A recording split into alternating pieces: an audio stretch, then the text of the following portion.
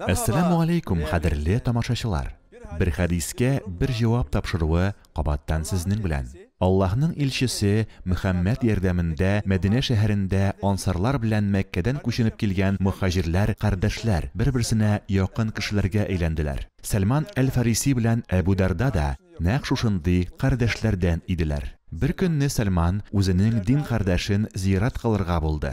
Ул Abu Dardani tavshalib bitgan eski kiyimdan ko'rgach, uning xotinidan narsa bo'lgani turында so'radi. Abu Dardaning xotini: "Ey Salman, sening qardoshingning bu dunyoga qaratada, bizga qaratada qiziqsinuvi bitdi, qolmadi" deb javob qaytara. So'ngroq Abu Darda o'zi kelib Salmanni istal yonina qisdi. Salman anga: "Men sen oshi boshlag'achgina oshiyashaqman" deb aytdi. Abu Darda bu kunni nafil urazasini tutaydi. Salmanning talabchanligi anga urazasin buzurga majbur etdi. Abu Darda гадәттә көндезләрен ураза тотып, бернидә ашамады һәм ичмәде. Төннәрен гыйбадат кылып үткәрә иде. Әмма бу аның гаиләсенә һәм хатынына аз игътибар бирүенә китерде. Салман исә аларда кунып калырга булды. Төннең беренче өлеше җиткәч, Abu Darda намаз укырга торды. Салман моңа каршы чыгып: "Эй Abu Darda, йокла әле" дип әйтте. Алар кабат йокларга яттылар.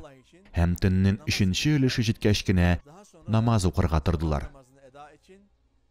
Иртәнге намазга алар Мәсҗид Нәбави мәчетенә бардылар. Икесе дә тәһаҗүд намазын укыгач, Салман аль-Фариси: "Эй Abu Darda, Аллаһ Тәгаләнең сиңа хакы бар. Әмма гаиләңнең, хатыныңның да сиңа хаклары бар. Шулай ук синең үз-үзеңә карата да хакың бар. Шуңа күрә һәр төнне гыйбадәттә булма. Һәр көн ураза тотма. Атнаның кайбер көннәрендә генә ураза тотып, төннең бер өлешендә генә гыйбадат кыл. Һәм хатыныңны үзеңнең игътибарыңнан мәхрүм итмә."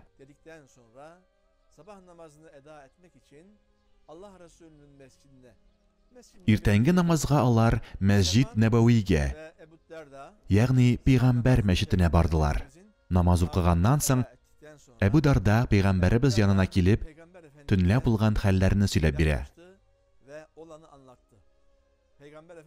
Пәйгамбәребез аңа: "Салман дөрес әйткән. Дөреслекдә ислам урталык дине" дип җавап кайтарган. Без үзебезнең җаныбыз һәм тәнебез каршында җавап тотабыз. Һич шиксез, Аллаһ Тәгаләнең безгә хакы бар.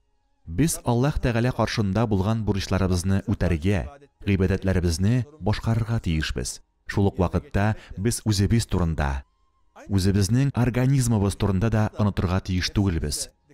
Шуңа өстәп, без үзебезнең гаиләбезгә, балаларыбызга игътибар итәргә, алар турында кайгыртырга тиешбез. Пәйгамбәребез: "Аллаһ армый, әмма сез арырсыз" дип әйткән. Шуңа күрә һәлакәткә илтә торган итеп күп гыйбадат кылу бер кайчан да хупланмаган. Пәйгамбәребезнең дә төннәр буена гыйбадат кылып, аяклары шишкән вакытлары булган.